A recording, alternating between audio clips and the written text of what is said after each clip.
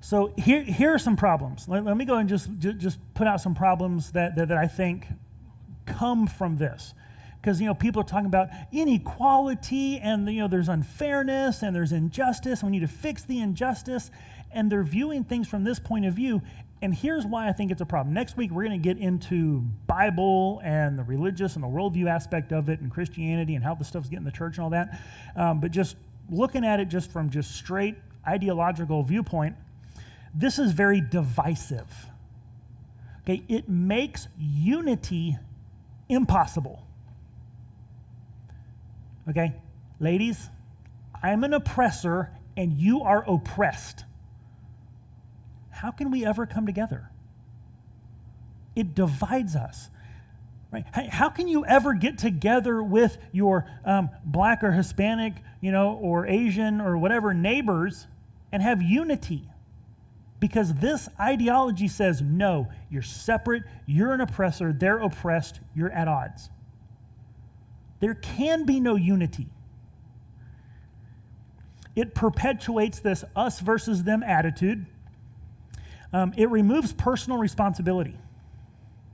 One of the things that you've heard, like with the riots, and it's like, well, they're burning stuff down and they're breaking things and they're doing this. Well, you need to understand the pain. Right? I mean, there's actually been, officials, government officials, media, personalities who have said stuff like that. Where it's like okay, yes, we're all upset about George Floyd, so let's go ransack a Target and burn down a police station. And if you go, wait a minute, why are you rioting? People go, hey, you don't need to ask. You shouldn't be asking why they're rioting. You need to be asking why they're so mad. They're justifying the actions, right? People are tearing down statues. These things cost money. And they and some of them, like we looked at Grant, that represent the ideals we should be striving for, right? And people go, well, rather than saying, yes, stop them, stop that, the answer is, well, they're suffering under oppression, right? Personal responsibility out the window. You're no longer responsible for what you do because it's not about you, it's about the group. And if you're in the oppressed group, then you get a pass. It unjustly blames innocent people. One thing that Robin DiAngelo says in her book, White Fragility, and you may have heard this said, all white people are racist. All of them. You might think, oh, wait, I'm not racist. I don't hate black people. I have nothing against black people, right?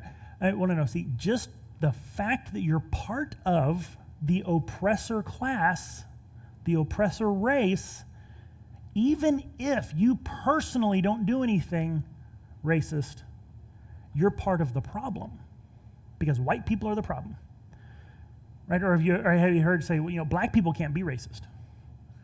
Because through this point of view, it has to do with power. And they say, minorities aren't in power. And so they can't be racist, according to this view. It requires destruction of society. There is no solution. There is no policy, there is no law that's just going to fix this and make it work, because the problem is the system. And some of them are just flat out, they say the quiet part, the things you're not actually supposed to say out loud. Some of them actually do say it because they didn't get the memo that you're not supposed to say it out loud and give away your agenda. But they'll actually come out and just flat out say it. What was it? Oh, goodness. There's been several. Was it Seattle? I don't know. I want to say it was Seattle. A councilwoman who was basically saying, we're going to tear down your system. Our goal is a complete transformation of the system. So it's not, we can't fix society's problem because society is the problem.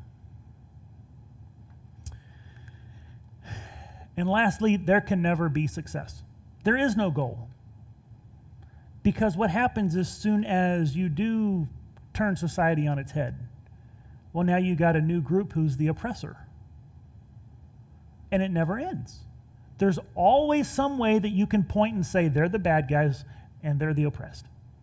There's always some way that you can divide it up. Because their whole foundation is viewing things through the binary, through the oppressed and the oppressors. And as long as that's the lens through which you're viewing everything, you can never actually get to a solution, because there will always be another oppressed group. There will always be, like I said, even if it switches. We're on track. I think white people are already the minority, or we're very close. I think we're the minority majority. We're the biggest group, but we're no longer more than 50%. Well, okay. So what happens whenever we're the marginalized? Well, now we'll be the oppressed ones. You can never. It's endless. It's just a cycle of division and hate that just goes on and on and on.